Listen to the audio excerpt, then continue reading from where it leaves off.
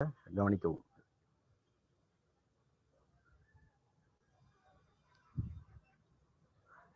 So single phase transformer இப்படத்தில் பார்க்குறீங்க. இதுதான் சிங்கிள் ஃபேஸ் டிரான்ஸ்ஃபார்மர். நம்ம புக்கினுடைய முதல் பக்கத்துலேயும் இதுதான் இருக்குது. இதில் பார்த்தீங்கன்னா தெரியும் உங்களுக்கு இதனுடைய அமைப்பு.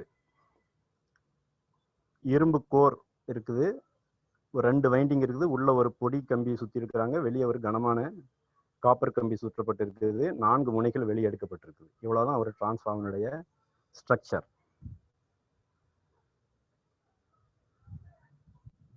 ஸோ டிரான்ஸ்ஃபார்மர்னா என்ன அப்படிங்கிறது நமக்கு முதல்ல தெரியணும். டிரான்ஸ்ஃபார்மர் அப்படிங்கிறது, transformer is a static device which is used to step up or step down the AC voltage keeping the frequency same. Frequency மாறாத நிலையில் ஏசி வோல்டேஜை கூட்டுறதுக்கோ குறைக்கிறதுக்கோ பயன்படுத்தப்படக்கூடிய ஒரு சாதனம். இது நிலையான சாதனம். நிலையான சாதனம். இதில் எந்த ஒரு மூவிங் பார்ட்ஸ், ஒரு மூவிங் பார்ட்ஸ், பேரிங் அந்த மாதிரியான எந்த ஒரு தேய்மானமும் கிடையாது. விண்ட் லாஸ், ஃப்ரிக்ஷன் லாஸ் எதுவுமே இருக்காது. வோல்டேஜை நமக்கு தேவைக்கேற்ப கூட்டுது, குறைக்குது.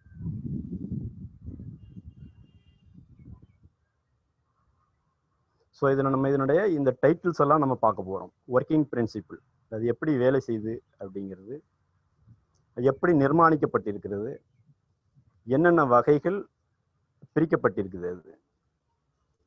அப்புறம் டிரான்ஸ்ஃபார்மேஷன் ரேஷியோ அப்படின்னு ஒரு டைட்டில் இருக்குது. இஎம்எஃப் ஈக்குவேஷன் அப்படின்னு ஒன்று இருக்குது.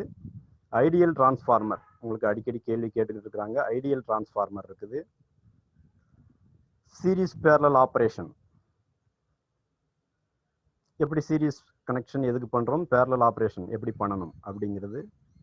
வோல்டேஜ் ரெகுலேஷன் அப்படின்னு இருக்குது. வோல்டேஜ் லோடு கொடுக்கும்போது வோல்டேஜ் ஏற்ற இறக்கம் எந்த அளவுக்கு இருக்குது, அது எவ்வளோ இருக்கணும், எவ்வளோ இருக்கக்கூடாது, இல்லாமல் இருக்க என்ன செய்யணும் அப்படிங்கிறத பற்றி அதில் சொல்லப்பட்டிருக்கும். அப்புறம் லாசஸ் அண்ட் எஃபிஷியன்சி, அதில் எவ்வளவு இழப்புகள் ஏற்படுகிறது, எப்படி ஏற்படுது, அதை எப்படி கண்டுபிடிக்கிறோம், அப்படி இழப்புகளுக்கும் வினைத்திறனுக்குமான உறவு என்ன அப்படிங்கிறத பார்க்குறோம். ஆட்டோ டிரான்ஸ்ஃபார்மர், அது சிங்கிள் ஃபேஸ் டிரான்ஸ்ஃபார்மருக்குள்ளே வருது. அப்புறம் இன்ஸ்ட்ருமெண்ட் டிரான்ஸ்ஃபார்மர், சிடிவி, இதெல்லாம் நம்ம பார்க்குறோம். ஒர்க்கிங் பிரின்சிபிள், அது எப்படி வேலை செய்யுது அப்படின்றத முதல்ல நம்ம பார்க்குறோம். அது எஃபெக்ட்ஸ் ஆஃப் எலக்ட்ரிக் கரண்ட் அப்படிங்கிறத நம்ம ஏற்கனவே தெரியும். நமக்கு ஒரு மின்னோட்டம் செல்லும் கடத்தியில் உண்டாகும் காந்த விளைவு. ஒரு கடத்தியின் வழியாக மின்னோட்டம் போகும்போது அதை சுற்றி காந்த வளையங்கள் ஏற்படுகிறது அப்படிங்கிறது நமக்கு தெரியும். அது பாரடேயின் மின்காந்த தூண்டல் விதியின் அடிப்படையில் அந்த டிரான்ஸ்ஃபார்மர் வேலை செய்யுது. அதிலே தன் தூண்டல், அயல் தூண்டல் அப்படின்ற மாதிரி 2 இண்டக்ஷன் இருக்குது.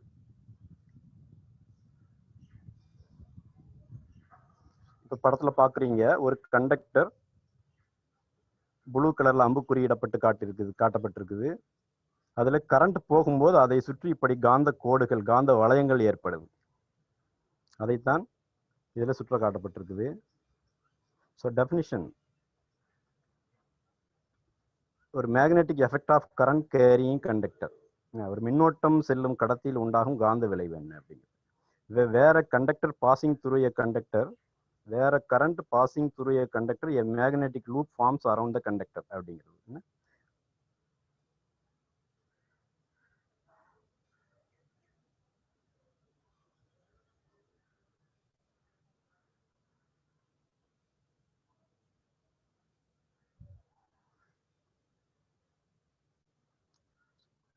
கண்டக்டர் வழியா மின்சாரம் போகும்போது அதை சுற்றி காந்த கோடுகள் உண்டாகுது அப்படிங்கிறது தான்.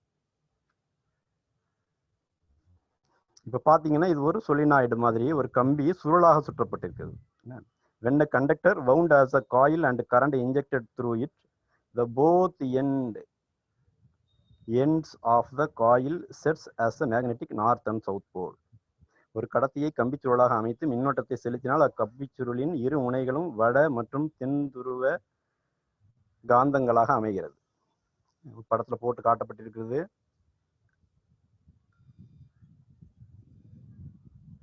இது ஒரு காயில். இந்த காயில் கரண்ட் போகும்போது இதனுடைய காந்த கோடுகள் எப்படி அமையுது அப்படிங்கிறத காமிச்சிருக்கிறோம். இதுல ஒரு பக்கம் வட துருவமாகவும் ஒரு பக்கம் தென் துருவமாக இந்த மாதிரி ஃபார்ம் ஆகுது. If the direction of current change, then polarity of the magnet also change. So இந்த காயில் வழியாக போகக்கூடிய கரண்ட்டுடைய திசை மாறும்போது காந்தப்புலத்தின் திசையும் மாறுது அப்படின்னு சொல்றோம். இப்போ ஒரு சைடுக்கு பாசிட்டிவ், இன்னொரு சைடுக்கு நெகட்டிவ் கொடுக்குறோம். நெகட்டிவ் கொடுத்த சைடுக்கு பாசிட்டிவ் கொடுக்கும்போது வடதுருவம் தென் துருவமாக மாறுது, தென் துருவம் வடதுருவமாக மாறுது. இது எலக்ட்ரோ மேக்னட்டிசம் அப்படிங்கிற டைட்டில் நம்ம பார்த்துருப்போம். கம்பிச்சுழலின் வழியாக செல்லும் மின்னோட்டத்தின் திசை மாறும்போது காந்த துருவங்களின் திசையும் மாறுகிறது. இது ஃபாரடேயின் மின்காந்த தூண்டல் விதிகளின் அடிப்படையில் வேலை செய்கிறது. காந்த கோடுகள் கடத்தியை வெட்டும் போது அக்கடத்தியில் ஒரு மின்னியக்கு விசை தூண்டப்படுகிறது அப்படிங்கிறது நமக்கு தெரியும். தூண்டப்படும் மின்னியக்கு விசையின் அளவானது காந்த கோடுகள் மாறுதல் அடையும் அல்லது வெட்டப்படும் வேகத்திற்கு நேர் விகிதத்தில் இருக்கும். எப்படிங்கிறது நம்ம ஃபாரடேயின் மின்காந்த தூண்டல் விதிகளை நாம் படிச்சிருப்போம்.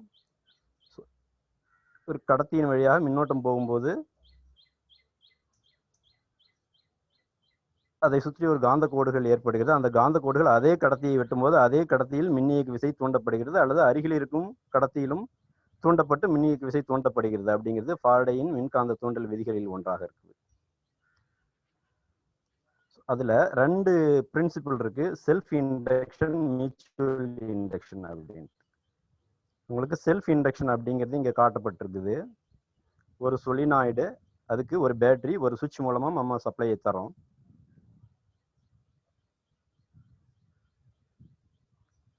கம்பிச்சுழலின் வழியாக மாறுதிசை மின்னோட்டத்தை செலுத்தினால் அது உருவாகும் காந்தப்புல திசையிலும் மாறுபாடு ஏற்படுகிறது. இவ்வாறு மாறுபடும் காந்தப்புலமானது அதே கம்பிச்சுழலை தொடர்ந்து வெட்டுவதால் அக்கம்பிச்சுழலில் ஒரு மின்னியக்கு விசை தூண்டப்படுகிறது. இதுவே தன் தூண்டல் அப்படின்னு சொல்றோம். செல்ஃப் இண்டக்ஷன் அப்படிங்கிறது என்னன்னா, இந்த காயில் வழியாக மின்சாரத்தை செலுத்தும் போது ஒரு மின் காந்தப்புலம் ஏற்படுகிறது. அது டிசி சப்ளையா இருந்ததுனாக்க ஒரு முறை மட்டுமே வெட்டும்.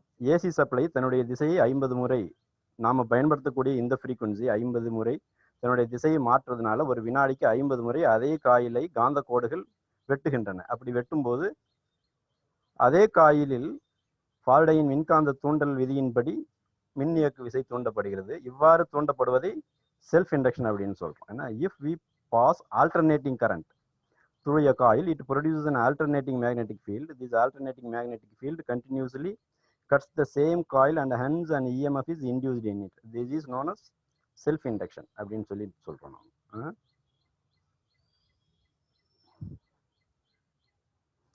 செல்ஃப் இண்டக்ஷன் அப்படிங்கிறது அதே காயில் தூண்டப்படுவது. மியூச்சுவல் இண்டக்ஷன் இது அருகில் இருக்கும் இன்னொரு காயிலையும் தூண்டுது. அயல் தூண்டல் அப்படின்னு பேரு, இங்கிலீஷ்ல மியூச்சுவல் இண்டக்ஷன் அப்படின்னு சொல்றோம். அதை ஒரு கம்பிச்சுழலின் வழியாக மாறுதிசை மின்னோட்டத்தை செலுத்தும் போது அதில் உருவாகும் மாறுபாடு அடையும் காந்த கோடுகளானது அருகில் இருக்கும் கம்பிச்சுழலிலும் ஒரு மின்னியக்கு விசையை தூண்டுகிறது. இது பாத்தீங்கன்னா, இந்த படத்துல பாத்தீங்கன்னா தெரியும், ஒரு ஃபர்ஸ்ட் காயில் ஆல்டர்னேட்டிங் சோர்ஸ் நம்ம கொடுக்குறோம். இது வழியாக ஒரு ஏசி சப்ளை போகும்போது காந்த கோடுகள் உருவாகிறது. ஏசி சப்ளை தன்னுடைய திசையை மாற்றுவதனால் காந்த கோடுகளும் தன்னுடைய திசையை மாற்றுகிறது. ஒவ்வொரு முறையும் மாற்றும் போதும் அருகில் இருக்கும் காயிலையும் வெட்டுகிறது.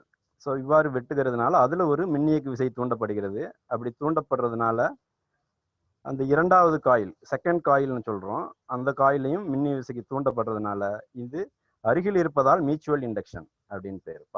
மியூச்சுவல் என்றால் பரஸ்பரம் என்று சொல்வார்கள் வடமொழியில, ஒன்றுக்கொன்று அப்படின்னு தமிழ்ல சொல்லலாம். இது அயல் தூண்டல் அப்படின்னு பேரு. ஸோ டிரான்ஸ்ஃபார்மர் என்ன பிரின்சிபிள்ல ஒர்க் பண்ணுது அப்படின்றத உங்களுக்கு கேள்வியா கேட்பாங்க. Which type of EMF is induced in auto transformer? ஒரு ஆட்டோ டிரான்ஸ்ஃபார்மர்ல எந்த விதமான இண்டக்ஷன் இன்டியூஸ்ட் இஎம்எஃப் ஏற்படுகிறது அப்படிங்கிறது, இதெல்லாம் உங்களுக்கு வரக்கூடிய கேள்விகள் இருக்குது. ஸோ 4 ஆப்ஷன் இருக்கு உங்களுக்கு. Self induced EMF, mutually induced EMF, statically induced EMF, dynamically induced இஎம்எஃப்னு இருந்ததுன்னா, ஆட்டோ டிரான்ஸ்ஃபார்மர் வந்ததுன்னா செல்ஃப் இன்டியூஸ்ட் இஎம்எஃப் கொடுக்கணும். ரெண்டாவது கேள்வி பார்த்தீங்கன்னா, which type of EMF is induced in an ideal 2 winding transformer? Ideal அல்லது நார்மல் பிராக்டிக்கல் 2 வைண்டிங் டிரான்ஸ்ஃபார்மர் எதுவாக இருந்தாலும் 2 வைண்டிங் டிரான்ஸ்ஃபார்மர்ல மியூச்சுவல் இன்டியூஸ்ட் இஎம்எஃப் ஏற்படுகிறது. ஸோ இப்போ டிரான்ஸ்ஃபார்மர் பார்த்தீங்கன்னா ஓட்டோ பிளாத்தி அப்படிங்கிறவர் தான் இதை முதலில் உருவாக்கினார். இவர் ஹங்கேரி நாட்டை சார்ந்தவர். 1960 பிறந்து 1939 இறந்திருக்கிறாரு. முதல்ல செய்யப்பட்ட இந்த டிரான்ஸ்ஃபார்மர் இதுதான். டச் மியூசியம் ஜெர்மனி மியூனிச்சில் இருக்குது. இப்போ இது 1985 ஆண்டுல உருவாக்கப்பட்டிருக்குது.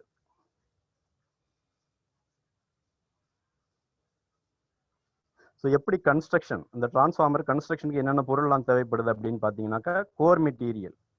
கோர் அப்படின்றது உள்ளீடு பொருள் அப்படின்னு நம்ம தமிழில் சொல்கிறோம். உள்ளடக்கம், கோர்னா உள்ளடக்கம்னு பேர். ஸோ அந்த டிரான்ஸ்ஃபார்மருடைய காயிலுக்கு உள்ள அந்த காந்த கோடுகளை கடத்துவதற்கு எந்த பொருளை பயன்படுத்துகிறோமோ அதை கோர் அப்படின்னு சொல்கிறோம்.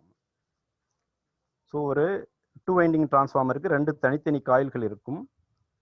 சின்ன டிரான்ஸ்ஃபார்மராக இருந்ததுன்னா அதுக்கு ஸ்பூல் அப்படின்னு சொல்லுவோம், அது தேவைப்படும். பெரிய டிரான்ஸ்ஃபார்மருக்கு நேராகவே இன்சுலேட்டிங் பேப்பரோட சுற்றிடுவாங்க. கொள்கலன் அப்படின்னு சொல்கிறோம், கண்டெய்னர் அப்படிங்கிறது பெரிய டிரான்ஸ்ஃபார்மர்களுக்கு தேவைப்படுகிறது. அது போக டிரான்ஸ்ஃபார்மருடைய முக்கியமான பாகம் அப்படின்னு பார்த்தீங்கன்னா அந்த டெர்மினல்ஸ், பிரைமரி அண்ட் செகண்டரி அப்படின்னு நம்ம தெரியும். அந்த டெர்மினல்ஸ் எல்லாம் ஒரு பாகமாக இருக்குது. ஸோ இதெல்லாம் ஒரு டிரான்ஸ்ஃபார்மருடைய அத்தியாவசியமான பார்ட்ஸ். ஸோ அதை எத்தனை வகைகள் இருக்குது அப்படின்னு சொல்லி நம்ம பார்க்குறோம். டிரான்ஸ்ஃபார்மருடைய கிளாசிஃபிகேஷன் அப்படின்னு பார்த்தீங்கன்னா, பேஸ்ட் ஆன் அப்ளிகேஷன், அதனுடைய என்ன அப்ளிகேஷன் பயன்பாட்டுக்கு பயன்படுத்துகிறோம் அப்படிங்கிறத பொறுத்து வகைகள் பிரிக்கப்படுது. அது எவ்வளவு ஃப்ரீக்குவன்சியில் இயங்குது அப்படிங்கிறத பொறுத்து வகைகள் பிரிக்கப்படுது. அது எந்த வகையான கூலிங் இருக்குது அப்படிங்கிறதுக்கு ஏற்ற மாதிரி அது பிரிக்கப்படுது. கோர் மெட்டீரியல், என்ன கோர் மெட்டீரியல் பயன்படுத்துகிறோம் அப்படிங்கிறத வச்சு வகைகள் பிரிக்கப்படுகிறது. அது என்ன ஷேப்பில் இருக்குது, அயன் கோர் என்ன ஷேப்பில் இருக்குது, வடிவத்தில் இருக்குது அப்படிங்கிறதுக்கு ஏற்ற மாதிரி அதனுடைய வகைகள் பிரிக்கப்பட்டிருக்குது. அது அல்லாமல் அது டிரான்ஸ்ஃபார்மேஷன் ரேஷியோ அப்படின்னு ஒன்று சொல்கிறோம் நம்ம. அது step up or step down or isolate transformer அப்படின்ட்டு வகைகள் இருக்குது. அந்த வகைகளில் அது பிரிக்கப்பட்டிருக்கு. பேஸ்ட் ஆன் அப்ளிகேஷன், என்ன பயன்பாட்டுக்கு நம்ம அதை பயன்படுத்துகிறோம் அப்படிங்கிற பொறுத்து பிரிக்கப்பட்டதில் கான்ஸ்டன்ட் வோல்டேஜ் டிரான்ஸ்ஃபார்மர்னு இருக்குது. கான்ஸ்டன்ட் வோல்டேஜ் டிரான்ஸ்ஃபார்மர் அப்படின்னா நிலையான வோல்டேஜ், பிரைமரிக்கு நிலையான வோல்டேஜ் இருக்கும், செகண்டரிக்கும் நிலையான வோல்டேஜ் இருக்கும். இது பொதுவாக நாம பயன்படுத்துகிற பவர் டிரான்ஸ்ஃபார்மர் இந்த வகையை சார்ந்தது. இன்ஸ்ட்ருமெண்ட் டிரான்ஸ்ஃபார்மர் அப்படிங்கிறது கரண்ட் டிரான்ஸ்ஃபார்மர், பொட்டன்ஷியல் டிரான்ஸ்ஃபார்மர்னு 2 இருக்குது. அதிக அளவிலான மின்னோட்டம் மற்றும் அதிக அளவிலான மின்னழுத்தம் இவற்றை அளப்பதற்காக பயன்படுத்தக்கூடிய கருவிகள் இன்ஸ்ட்ருமெண்ட் டிரான்ஸ்ஃபார்மர்னு பேர். வெல்டிங் பர்பஸ்க்காக பயன்படுத்தக்கூடிய டிரான்ஸ்ஃபார்மரை வெல்டிங் டிரான்ஸ்ஃபார்மர்ஸ் அப்படின்னு சொல்கிறோம். இக்னிஷன் டிரான்ஸ்ஃபார்மர் அப்படின்னு இருக்குது. அது HPSV லேம்ப், நம்ம high pressure sodium vapour lamp அதில் பயன்படுத்துகிறோம். ஆட்டோமொபைல்ஸு என்ஜின்ஸில் இக்னிஷன் பர்பஸ்க்காக இக்னிஷன் டிரான்ஸ்ஃபார்மர் பயன்படுத்தப்படுகிறது. அப்புறம் பல்ஸ் டிரான்ஸ்ஃபார்மர் அப்படின்ற ஒரு டைப் இருக்குது. இது எலக்ட்ரானிக் அப்ளிகேஷனில் டேங்க் சர்க்யூட் அந்த மாதிரி அமைப்புகளுக்கு பல்ஸ் டிரான்ஸ்ஃபார்மர்ஸ் தேவைப்படுது. ஸோ அது பல்ஸ் டிரான்ஸ்ஃபார்மர். இப்படி அப்ளிகேஷனை பொறுத்த வரைக்கும் இத்தனை 5 வகைகளாக பிரிக்கப்பட்டிருக்குது. ஃப்ரீக்வன்சியை பொறுத்த வரைக்கும் 4 வகைகளாக பிரிக்கப்பட்டிருக்குது. மெயின் ஃப்ரீக்வன்சி டிரான்ஸ்ஃபார்மர், இதுதான் நாம பார்க்கக்கூடிய டிரான்ஸ்ஃபார்மர்ஸ். அது இல்லாமல் ஆடியோ ஃப்ரீக்வன்சி டிரான்ஸ்ஃபார்மர்ஸ் இருக்குது. High frequency transformer, very high frequency transformers, இதெல்லாம் டிரான்ஸ்மிஷன் எலக்ட்ரானிக்ஸ் அந்த மாதிரி சர்க்யூட்டுகளில் தேவைப்படுது. நம்ம இண்டக்ஷன் ஹீட்டர் அந்த மாதிரி இதுகளெல்லாம் இந்த மாதிரியான டிரான்ஸ்ஃபார்மர்ஸ் பயன்படுத்தப்படுகிறது. கூலிங் டைப்பை பொறுத்த வரைக்கும் ஏர் கூலிங், ஆயில் கூலிங் அப்படின்னு 2 வகைகள் இருக்குது. அது நேச்சுரல் ஏர் கூலிங் அப்படின்னு இருக்குது. அப்புறம் ஏர் ஃபோர்ஸ்டு டைப் அல்லது ஏர் பிளாஸ்ட் டைப் அப்படின்னு சொல்கிறோம். நேச்சுரல் ஏர் கூலிங்கிறது சின்ன டிரான்ஸ்ஃபார்மர்களுக்கு இருக்கும். ஏர் ஃபோர்ஸுங்கிறது ஒரு ஃபேன் மாதிரி ஒரு அரேஞ்ச்மெண்ட் வச்சு அதை ப்ளோ பண்ணிக்கிட்டே இருப்பாங்க. ஸோ அதுக்கு ஏர் ஃபோர்ஸ்டு கூலிங் ஆர் ஏர் பிளாஸ்ட் கூலிங் அப்படின்னு பேர். ஆயில் கூல் டிரான்ஸ்ஃபார்மரில் 6 வகைகள் இருக்குது. என்ன, ஆயில் நேச்சுரல், ஏர் நேச்சுரல். சாதாரணமாக நம்ம சப்ஸ்டேஷன்களில் பயன்படுத்தக்கூடிய பெரும்பாலான டிரான்ஸ்ஃபார்மர்கள் இந்த கட்டமைப்பில் தான் வருகிறது. எண்ணெய் அதில் ஊற்றி வச்சுருப்பாங்க. வெளியே இருக்கிற காற்று அதனுடைய வெப்பத்தை சிறிதாக வெளியே எடுத்துக்கிட்டே இருக்கும்.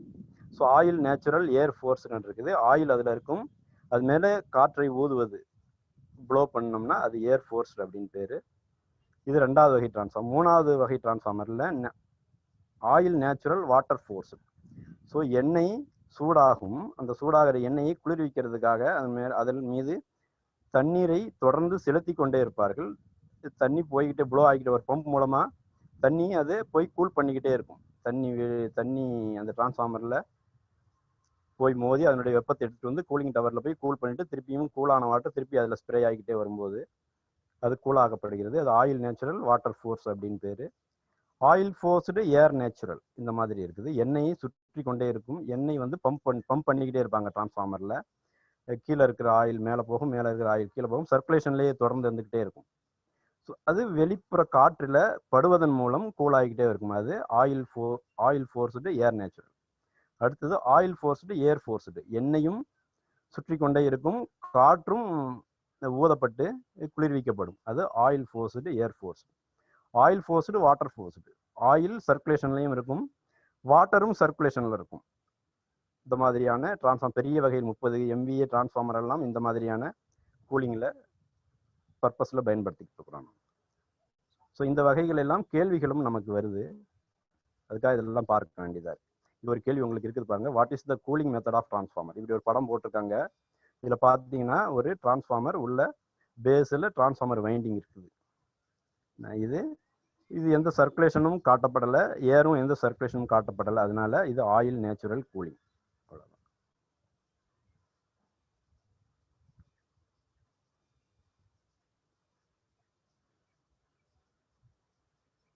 அடுத்து கோர் மெட்டீரியல். கோர் மெட்டீரியல் அதில் என்ன கோரை வச்சு அது பயன்படுத்துகிறோம் அப்படிங்கிற விதத்தில் அது பிரிக்கப்படுகிறது. 3 விதமான கோர் பயன்படுத்துகிறோம். ஏர் கோர், எந்த இரும்பு பொருளையும் அதில் காந்தத்தை கடத்த வைக்காமல் இருக்கக்கூடிய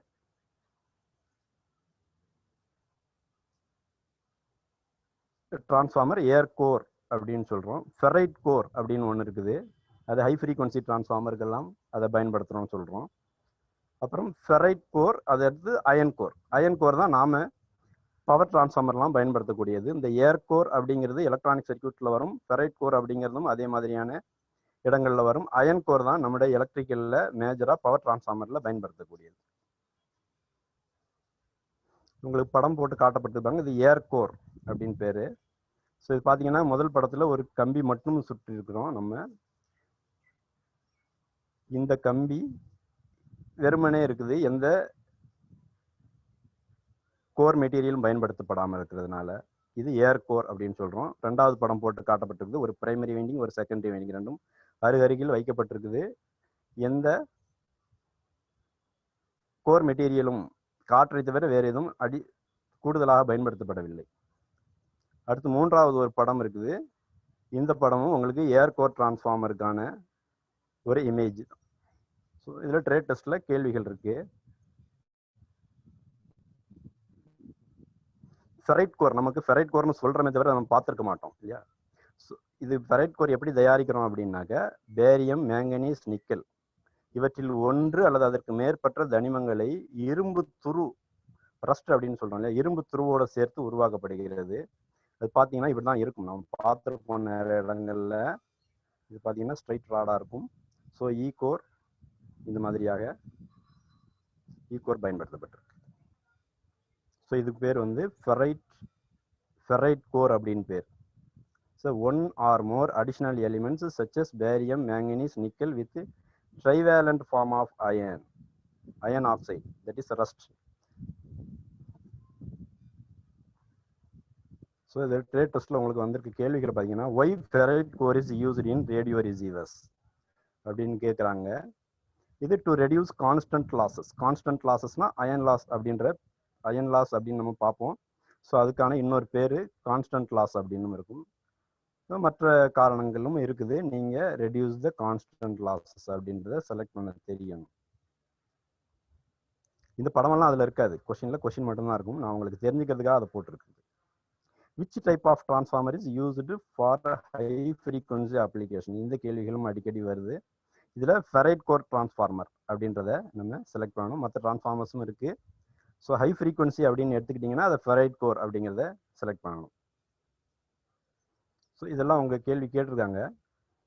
what is the name of transformer அப்படின்னு ஒரு இமேஜ் கொடுத்து, இந்த இமேஜ் எல்லாம் உங்களுக்கு கொஷின்லேயே வரும். ஸோ இது ரெண்டுமே ஒரே மாதிரி இமேஜாக தான் இருக்குது. கீழே உள்ள கேள்வி பார்த்தீங்கன்னா, அதுக்குள்ள இமேஜுக்கு ஃபெரைட் கோர் டிரான்ஸ்ஃபார்மர் ஆன்சராக இருக்குது, மேலே உள்ள இமேஜுக்கு ஏர் கோர் டிரான்ஸ்ஃபார்மர் ஆன்சராக இருக்குது. ஸோ இது ரெண்டும் ஒரே மாதிரி தான் இருக்குது. மேலே சாலிடாக இருக்குது, கீழே உள்ளது சாலிடாக இருக்குது, மேலே உள்ளது ஒயிட்டாக இருக்குது, கீழே உள்ளது டார்க்காக காட்டுறதுனால கீழே உள்ளது ஃபெரைட் கோர் டிரான்ஸ்ஃபார்மர் அப்படின்னு எடுத்துக்கணும், மேலே உள்ள இமேஜை ஏர் கோர் டிரான்ஸ்ஃபார்மர் அப்படின்னு எடுத்துக்கணும். ஸோ இந்த அயன் கோர் அப்படின்னு எடுத்துக்கிட்டோம்னாக்க எதுக்காக அயன் கோரை பயன்படுத்துகிறோம்? நம்ம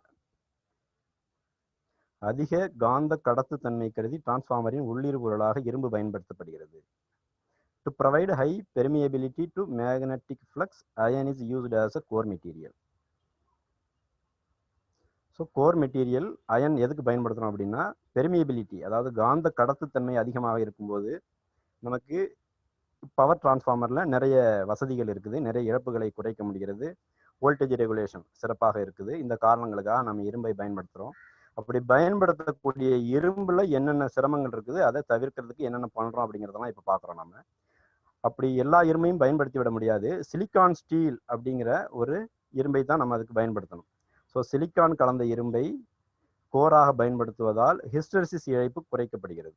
ஸோ ஹிஸ்டெரிசிஸ் லாஸ் அப்படின்னு ஒன்று இருக்குது. இதெல்லாம் மேக்னட்டிசம் சாப்டரில் நம்ம பார்த்துருப்போம், eddy current loss, hysteresis losses எல்லாம். ஸோ ஹிஸ்டெரிசிஸ் லாஸ் ஏன் அதுக்கெல்லாம் போனோம்னா ரொம்ப டைம் ஆயிரும். ஸோ ஹிஸ்டெரிசிஸ் லாஸை குறைக்கிறதுக்காக நம்ம சிலிக்கான் ஸ்டீலை பயன்படுத்துகிறோம்.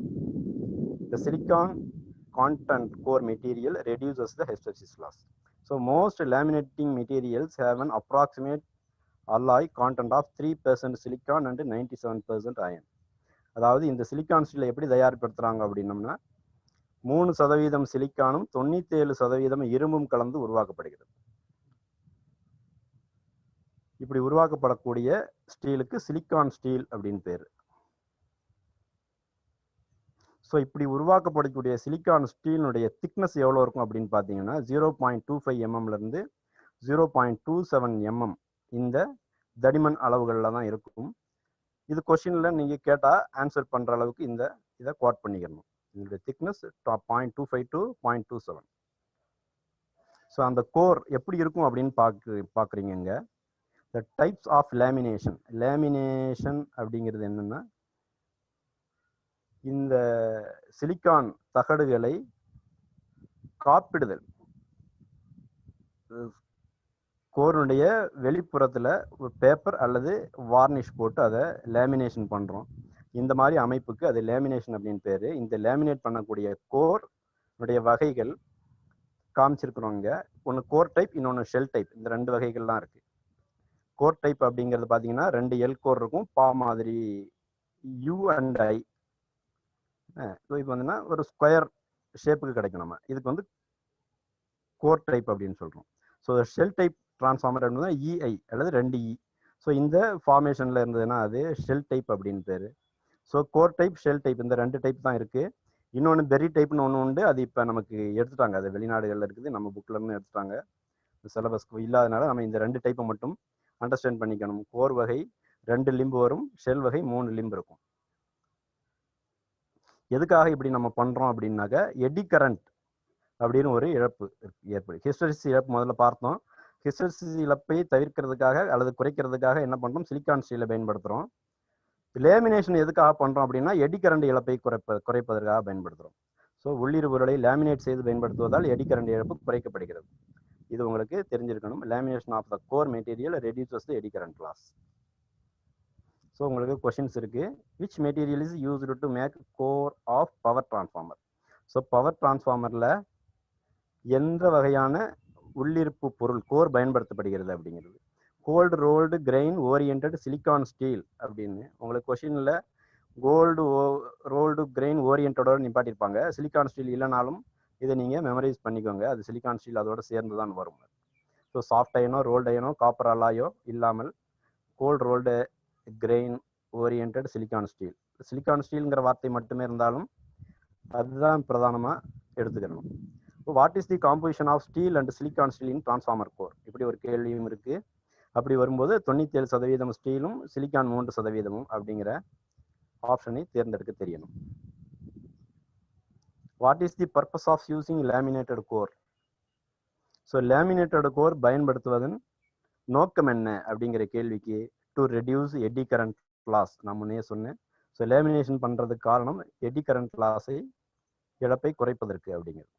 For 50 hertz operation transformer laminations are usually made a thickness of.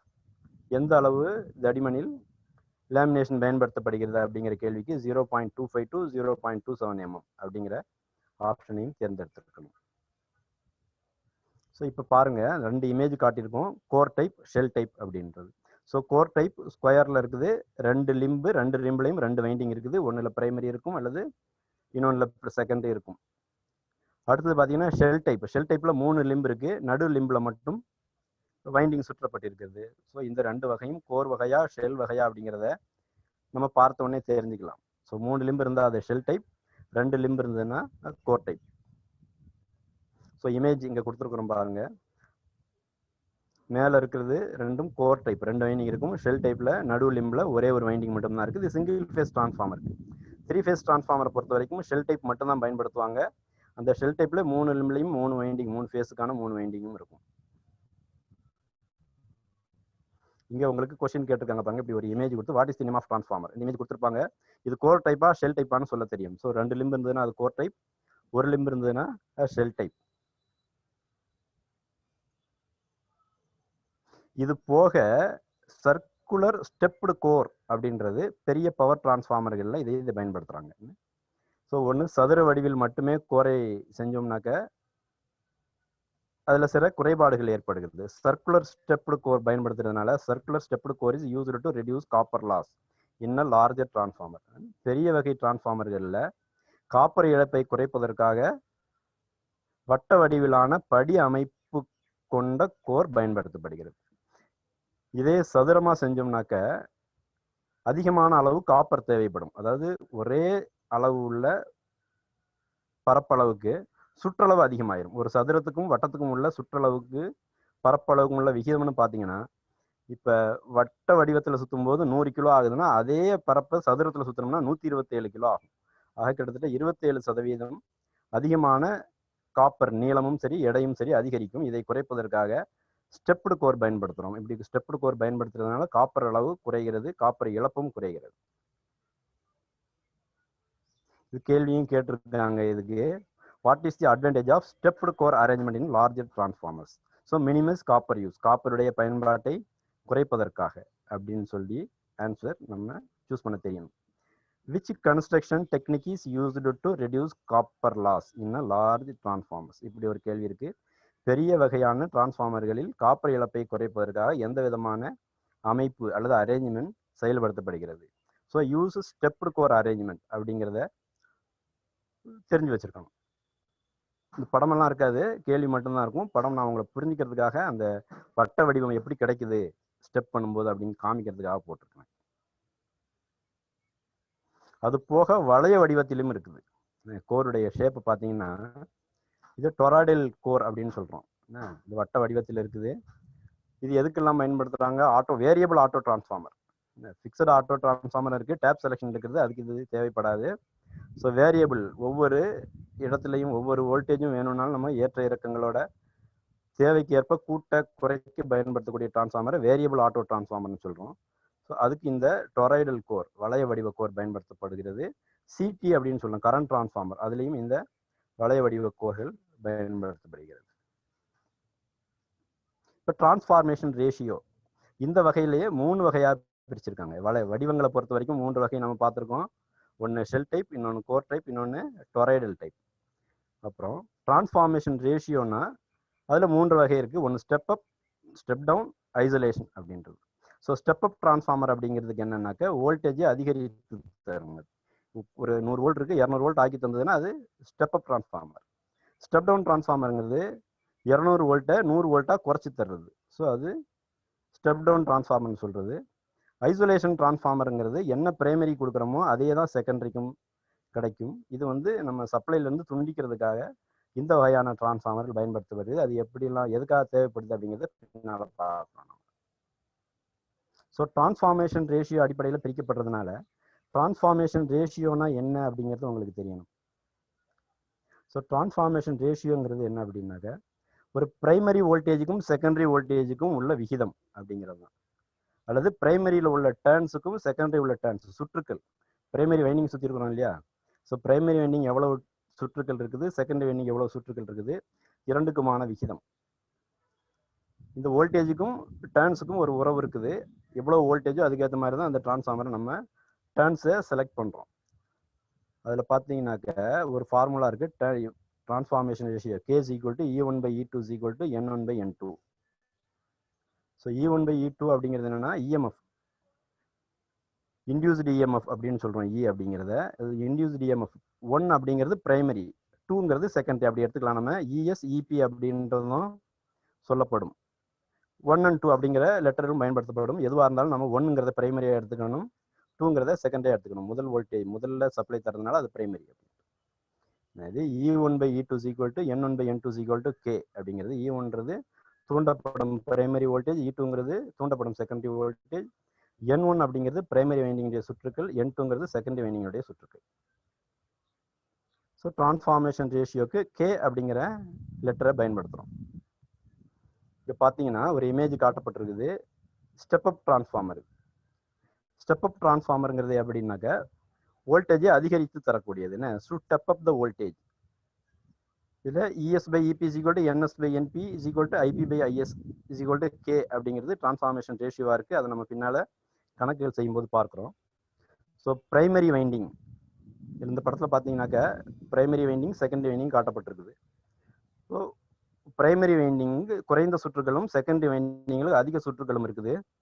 So primary winding 5 சுற்றுகளும் செகண்டரி வைண்டிங் 20 சுற்றுகளும் இருக்குது. இப்போ பிரைமரிக்கு 100 வோல்ட் கொடுக்குறோம், இது 10 ஆம்பியர் லோடு கரண்ட் எடுக்குது. செகண்டரியில் 400 வோல்ட்டில் 2.5 ஆம்பியர் நம்ம அவுட்புட் எடுக்கிறோம். ஸோ இங்கே அதை நம்ம கால்குலேஷன் பண்ணி பார்க்கணும் அப்படின்னா பிரைமரி ரேட்டிங் வந்து பிரைமரியினுடைய ரேட்டிங், ஒரு டிரான்ஸ்ஃபார்மருக்கு ரேட்டிங்னு ஒன்று இருக்குது. அந்த ரேட்டிங் 100 வோல்ட்டில் 10 ஆம்பியர் லோட் ஆகுது. ஸோ 100 வோல்ட் இன்ட்டு 10 ஆம்பியர் பெருக்கணும்னா 1000 VA அப்படின்னு கிடைக்குது. அது 1 kVA அப்படின்னு சொல்லலாம். ஸோ இந்த டிரான்ஸ்ஃபார்மருடைய ரேட்டிங் அப்படின்னு எடுத்துக்கிட்டோம்னா இந்த டினாமினேஷனுக்கு இது 1 kVA அப்படின்னு எடுத்துக்கலாம் நம்ம. ஸோ செகண்டரி வைண்டிங்கில் எடுத்துக்கிட்டீங்கனாலும் 400 volt into 2.5 ampere is equal to 1000 VA. 1000 VAவும் 1 kVA. ஸோ பிரைமரியும் 1 kVA, செகண்டரியும் 1 kVA. அதனால இந்த டிரான்ஸ்ஃபார்மரை 1 kVA டிரான்ஸ்ஃபார்மர் அப்படின்னு நம்ம சொல்கிறோம். கரண்ட்டை பொறுத்த வரைக்கும் இந்த ஈக்குவேஷனில் பார்த்தீங்கன்னாக்கா ES/EP is equal to NS/NP is equal to IP/IS. என்ன, செகண்டரி வோல்டேஜும் செகண்டரி டர்ன்ஸும் மேலே இருக்குது, ஆனால் செகண்டரி கரண்ட் கீழே வந்துடும்.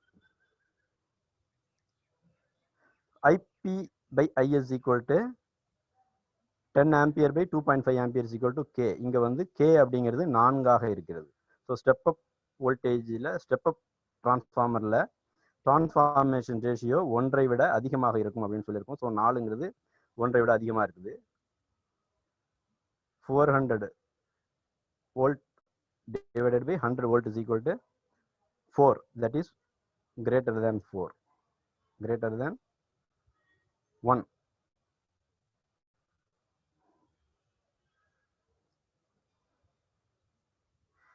இது ஸ்டெப் அப் டிரான்ஸ்ஃபார்மரை பார்த்தோம் நாம. அடுத்து step down transformer. Step down transformer பார்த்தீங்கன்னா இங்கே ஒரு இமேஜ் கொடுத்துருக்குறோம்.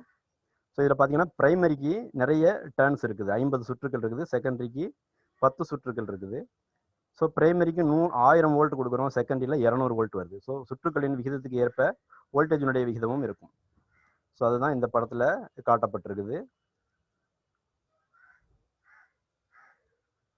ஸ்டெப் டவுன் டிரான்ஸ்ஃபார்மர் எதுக்கு பயன்படுத்துகிறோம் அப்படின்னா to step down the voltage, வோல்டேஜை நம்ம குறைத்து எடுப்பதற்காக ஸ்டெப் டவுன் டிரான்ஸ்ஃபார்மரை பயன்படுத்துகிறோம். இதில் K வந்து 1ஐ விட சிறியதாக இருக்கும்.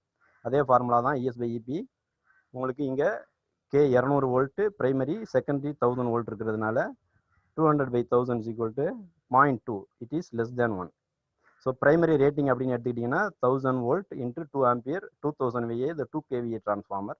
செகண்டரி ரேட்டிங் பார்த்தீங்கன்னா 200 volt into 10 ampere 2000 VA 2 kVA. இங்கேயும் IP/IS 0.2 தான், அதே அளவு தான் வரும்.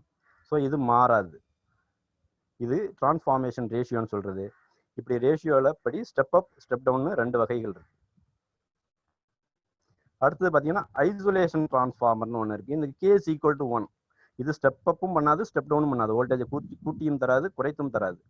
அப்புறம் எதுக்கு இந்த டிரான்ஸ்ஃபார்மரை நம்ம பயன்படுத்தணும் அப்படின்னா, to control circuit and water spillage area. இப்போ டிரான்ஸ்ஃபார்மருடைய செகண்டரியினுடைய நியூட்ரல் முனைகள் எர்த் பண்ணப்பட்டிருக்கும். அந்த வயர் எங்கே பட்டாலும் நம்ம தொட்டோம்னா ஷாக் அடிக்கும். ஏதாவது பாடியில் பட்டா அதை தொடும்போது நமக்கு ஷாக் அடிக்கும் அல்லது ஃபியூஸ் போகும். இந்த மாதிரி ஒரு சூழல் ஏற்படும். பட் கண்ட்ரோல் சர்க்யூட் நம்ம நிறைய இடங்கள்ல நம்ம பயன்படுத்த வேண்டியது இருக்கும். ஸோ இப்போ உதாரணத்துக்கு எடுத்துக்கிட்டோம்னாக்கா, லேத்தில் லிமிட் சுவிட்சுக்கு வரும். அந்த கூலிங்க்கு தண்ணி எல்லாம் பயன்படுத்துவோம். அந்த தண்ணி எல்லாம் படும்போது பாடி ஆகும், அதை ஒர்க் பண்ணுறவங்களுக்கு ஷாக் அடிக்கும். ஸோ இந்த மாதிரி பேனல்களில் கண்ட்ரோல் டிரான்ஸ்ஃபார்மர் அதே வோல்டேஜுக்கு பிரைமரியிலேருந்து ஐசோலேட் பண்ணி எடுப்பாங்க. அதனால இது ஐசோலேஷன் டிரான்ஸ்ஃபார்மர்னு பேர். To isolate from input supply அப்படின்னு சொல்லியிருக்கோம். இதனுடைய பிரைமரி ரேட்டிங் பார்த்தீங்கன்னா 250 வோல்ட்டில் 6 ஆம்பியர்னா 1500 VA 1.5 kVA. ஸோ செகண்டரி ரேட்டிங்கும் 250 வோல்ட், அதே 6 ஆம்பியர் 1.5 kVA. ஸோ ரேட்டிங் மாறாது.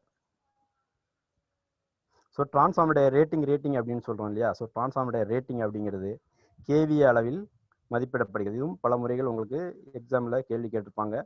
டிரான்ஸ்ஃபார்மர் ரேட்டிங் எதில் குறிப்பிடப்படுகிறது அப்படிங்கிறது, அதுக்கு KVA அப்படின்னு சொல்ல வரணும். ஸோ டர்ன்ஸ் ரேஷியோவை இங்கே நம்ம காமிச்சிருக்கிறோம். இங்கே பார்த்தீங்கன்னா ஒரு பக்கம் வைண்டிங் 120 சுற்றுகளுக்கு 480 வோல்ட் கொடுத்தோம்னா 2400 வோல்ட் வேணும் அப்படின்னா 600 டர்ன்ஸ் சுற்றணும். அல்லது 120 டர்ன்ஸ் பிரைமரியில் சுற்றி 480 வோல்ட் கொடுத்தோம்னா செகண்டில் 600 சுற்றினோம்னா 2400 வோல்ட் வரும். 2400 வோல்ட் வேணும் அப்படின்னா 600 சுற்று சுற்றணும் அப்படிங்கிறது இந்த டர்ன்ஸ் ரேஷியோங்கிறதுலேருந்து நம்ம தெரிஞ்சுக்கணும். ES by EP is equal to NS by NP is equal to K. இது ஏற்கனவே நம்ம பார்த்தது தான். இந்த டினாமினேஷன் போட்டுருக்கோம் நம்ம.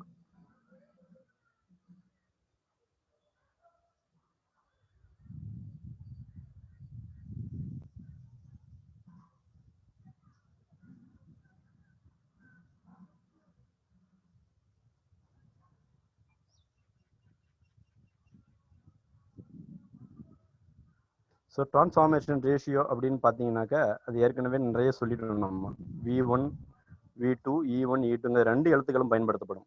இங்கே V1 V2க்கும் E1 E2க்கும் ரெண்டும் வோல்டேஜ் தான் குறிக்கும் அப்படின்னாலும் ரெண்டுக்கும் ஒரு சின்ன வித்தியாசம் இருக்குது. அதை மட்டும் நீங்கள் பார்த்துக்கோங்க. V1 அப்படிங்கிறது நம்ம கொடுக்கக்கூடிய வோல்டேஜ், அப்ளைடு வோல்டேஜ். பிரைமரிக்கு கொடுக்கப்படக்கூடிய வோல்டேஜ் V1, செகண்டரிக்கு கொடுக்கப்படுறதில்ல, செகண்டரியிலேருந்து எடுக்கப்படக்கூடிய வோல்டேஜ் அது டெர்மினல் வோல்டேஜ்னு சொல்லுவோம் நம்ம. அது V2 அப்படின்னு சொல்றோம். E அப்படிங்கிறது இன்டியூஸ்டு EMF, தூண்டப்படும் EMF. ரெண்டுக்கும் ஒரு சிறிய வேறுபாடு இருக்கும். பட் ப்ராக்டிக்கலா அது நம்ம கணக்குல எடுத்துக்கிறது இல்லை. அதனால E1 V1 ரெண்டையும் ஒரே மாதிரி பயன்படுத்திட்டு வரோம்.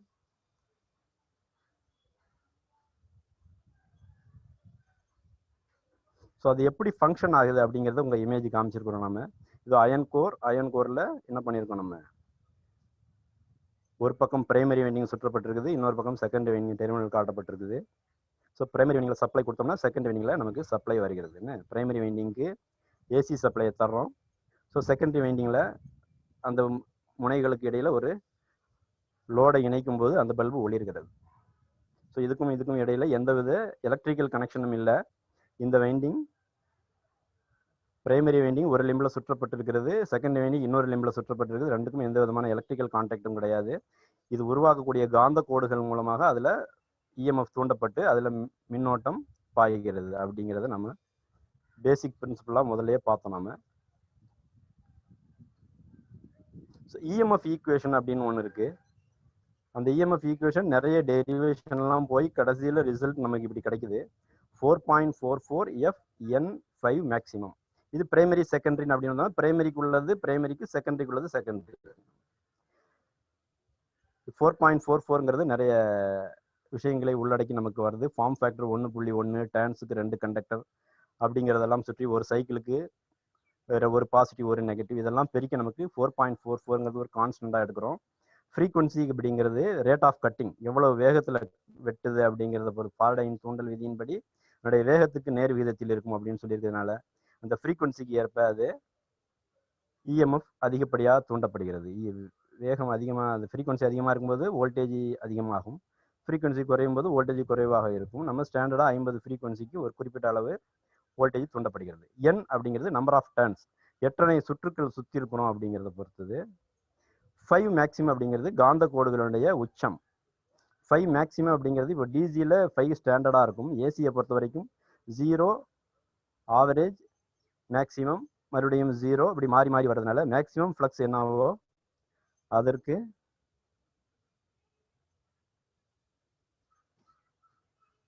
ஏற்ப நம்ம இதை பயன்படுத்துகிறோம்.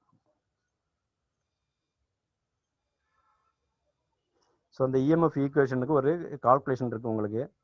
ஸோ 1 kVA 250 வோல்ட் 250 வோல்ட் பார் 100 வோல்ட் டிரான்ஸ்ஃபார்மருக்கு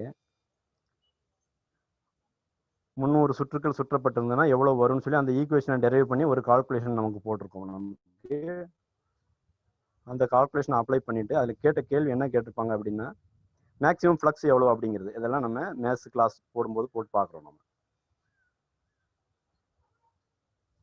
ஐடியல் டிரான்ஸ்ஃபார்மர்னு ஒரு ஏரியா இருக்குது உங்களுக்கு. ஐடியல் டிரான்ஸ்ஃபார்மர் என்னென்னா அடிக்கடி கேள்விகள் கேட்குறாங்க இந்த தலைப்பில் உங்களுக்கு. இது தமிழில் நம்ம என்ன சொல்லணும்னா சீர்மிகு டிரான்ஸ்ஃபார்மர்னு சொல்லலாம், ஒப்பற்ற டிரான்ஸ்ஃபார்மர்னு சொல்கிறோம். இது கற்பனையானது ஒன்று, ப்ராக்டிக்கலாக கிடையாது. நம்மள்கிட்ட எந்த வித இழப்பும் இல்லாத கற்பனை டிரான்ஸ்ஃபார்மர்னு தான் சொல்கிறோம். அது இமேஜினரி டிரான்ஸ்ஃபார்மர். ஒரு டிரான்ஸ்ஃபார்மருடைய பிரைமரி வைண்டிங் 100% தூய இண்டக்டிவ் தன்மையுடனும் மின்தடை இல்லாமலும் காந்த கோடுகள் கசிவு இல்லாமலும் எந்தவித காந்த இழப்பும் இல்லாமலும் இருந்தால் அது ஐடியல் டிரான்ஸ்ஃபார்மர் எனப்படுகிறது. நடைமுறையில் இது சாத்தியமில்லை என்பதால் இது ஒரு கற்பனை டிரான்ஸ்ஃபார்மர் அப்படின்னு சொல்லி நம்ம உருவகப்படுத்திக்கிறோம். நடைமுறையில் உள்ள டிரான்ஸ்ஃபார்மரோடு ஒப்பிடுவதற்கு வசதியாக இந்த ஐடியல் டிரான்ஸ்ஃபார்மரை பகுப்பாய்வு செய்கிறோம்.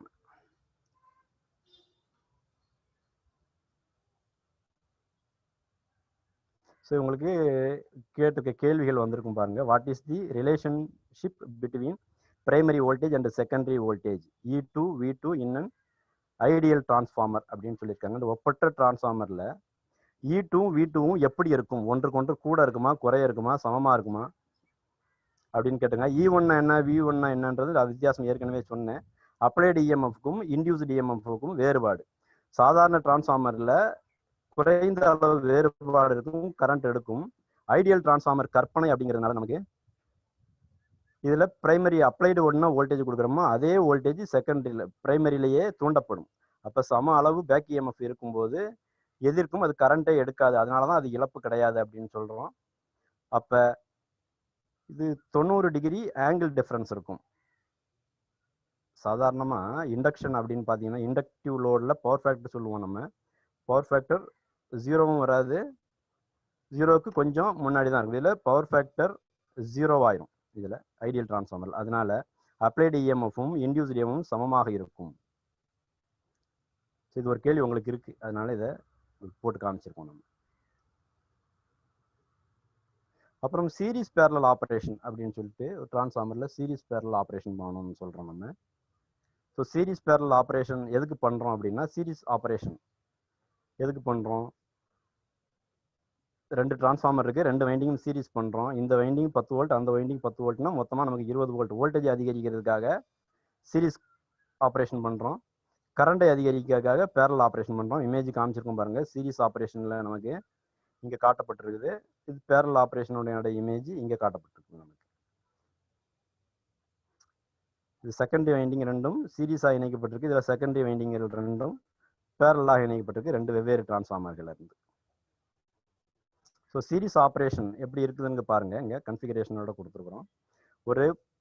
ஒரு டிரான்ஸ்ஃபார்மர் சீரிஸ் கனெக்ஷன் போடும்போது ஒரு டிரான்ஸ்ஃபார்மர் 12 வோல்ட்டில் 1 ஆம்பியர் சப்ளை பண்ணுது, இன்னொரு டிரான்ஸ்ஃபார்மரும் அதே 12 வோல்ட்டில் 1 ஆம்பியர் சப்ளை பண்ணுது அப்படின்னா ரெண்டையும் சீரிஸ் பண்ணும்போது அதே 1 ஆம்பியர்லோட நம்ம 24 வோல்ட்டில் எடுக்க முடியும். வோல்டேஜ் அதிகரிக்கிறதுக்காக சீரிஸ் இது பெரும்பாலும் நம்ம பயன்படுத்துறது இல்லை ப்ராக்டிக்கல் லைஃப்பில். பேரலல் ஆப்ரேஷன் நிறைய பயன்படுத்துகிறோம், அதனால அதை பற்றி நம்ம பார்த்துக்கலாம். ஸோ பக்க இணைப்பு பொறுத்த வரைக்கும் நமக்கு எப்படின்னாக்க லோடு அதிகரிக்கணும் வழக்கமாக, அதுதான் நமக்கு தேவை. அப்படின்னும் போது பேரலல் ஆப்ரேஷன் பயன்படுத்தப்படுகிறது. 12 வோல்ட் டிரான்ஸ்ஃபார்மர் 1 ஆம்பியர் சப்ளை பண்ணுது. ஸோ இன்னொரு 12 வோல்ட் டிரான்ஸ்ஃபார்மர் 1 ஆம்பியர் சப்ளை பண்ணுது. ரெண்டையும் நாம் பேரலாக இணைக்கும் போது அதே 12 வோல்ட்டில் 1 ஆம்பியருக்கு பதிலாக 2 ஆம்பியர் லோட் பண்ணிக்கலாம். அப்படி நம்ம எத்தனை டிரான்ஸ்ஃபார்மரை பயன்படுத்துகிறோமோ அத்தனை மடங்கு நம்ம லோடை என்ன பண்ண முடியும், அதிகரித்து எடுத்துக்க முடியும். So conditions for parallel operation அப்படின்னு சொல்லிட்டு ஒரு கொஸ்டின் உங்களுக்கு இருக்கு. ஒரு டிரான்ஸ்ஃபார்மர், 2 டிரான்ஸ்ஃபார்மரை பேரலல் பண்ணணும் அப்படின்னாக்க அது ரெண்டுக்கும் சமமான அளவு வோல்டேஜ் இருக்கணும். அப்புறம் இன்புட் வோல்டேஜ் சமமா இருக்கணும் அப்படின்னு சொல்லியிருக்காங்க.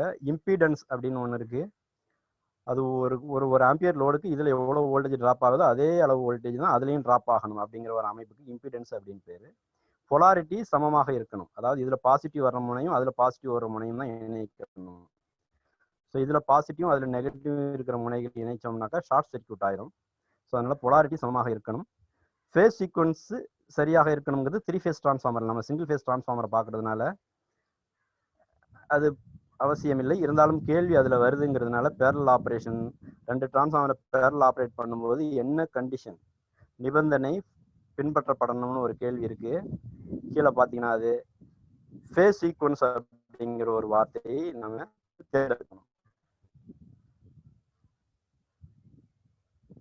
வோல்டேஜ் ரெகுலேஷன் அப்படின்னு இருக்கு. இந்த வோல்டேஜ் ரெகுலேஷன் அப்படிங்கிறது என்னன்னாக்கா the voltage regulation of a transformer is the difference between no load and full load secondary voltage expressed as a percentage of full load voltage. The primary or applied voltage must remain constant அப்படின்னு சொல்லியிருக்காங்க. So voltage கட்டுப்பாடுங்கிறது என்னென்னதுன்னா, இப்போ no லோடில் ஒரு டிரான்ஸ்ஃபார்மருடைய வோல்டேஜுக்கும் அது ஃபுல்லாக load கொடுக்கும்போது உள்ள வோல்டேஜுக்கும் உள்ள வேறுபாடு. நோ லோடில் 100 வோல்ட் இருக்கு, ஃபுல் லோடில் 90 வோல்ட் ஆகுதுனாக்கா 10 வோல்ட் டிஃப்ரென்ஸ் இருக்குது. ஸோ இந்த ரெண்டு வேறுபாட்டை நம்ம சதவீதத்தில் குறிக்கும்போது 100 வோல்ட்டு நோ லோடில் 90 வோல்ட்னா 10 வோல்ட் குறையிறதுனால கிட்டத்தட்ட 10% அதனுடைய வோல்டேஜ் ரெகுலேஷன் இருக்குது அப்படின்னு நம்ம கணக்கிட முடியும். அதை ஸோ இதுக்கு ஒரு ஃபார்முலா இருக்குது. Voltage regulation equal to VS minus VO divided by VS into 100% அப்படிங்கிறது. So secondary voltage minus no load VS அப்படிங்கிறது ஃபுல் லோடு வோல்டேஜ், V0ங்கிறது no load voltage. So full load voltage no load voltage கழிச்சு full load வோல்டேஜில் divide பண்ணோம்னாக்க VO minus VS into 100. Secondary terminal voltage V0ன்னு சொல்கிறோம். VS second டெர்மினலுடைய full load voltage S அப்படின்னு சொல்கிறோம். 0ங்கிறத நோ லோடு வோல்டேஜ்னு சொல்கிறோம். ஸோ கீழே கேள்வி இருக்கு பாருங்க, calculate the voltage regulation percentage of the transformer if the no load voltage is 240 and full load voltage is 220 அப்படின்னும் போது கால்குலேஷன் போட்டு காமிச்சிருக்கோம். 220 minus 240 by 220 into 100 is equal to 20. அது மாறி இருக்குது, 240 அந்த பக்கம் வரணும். So 20 divided by 220 into 100% is equal to 0.0909. So into 100% போட்டால் 0.09. இதை ஆன்சர் பண்ண தெரிஞ்சிருக்கணும். இன்னும் அயன் லாஸ், காப்பர் லாஸ் எல்லாம் நிறைய இருக்குது. இப்போ நேரம் குறைவாக இருக்கிறதுனால நம்ம பின்னாடி பார்க்குறோம். நம்ம இதெல்லாம் இதில் ஏதாவது உங்களுக்கு சந்தேகம் ஏதாவது இருந்ததுன்னா நீங்கள் கேள்விகள் இப்போ கேட்கலாம். இது வரைக்கும் நடத்தினதில் உங்களுக்குள்ள சந்தேகங்களை கேட்கலாம்.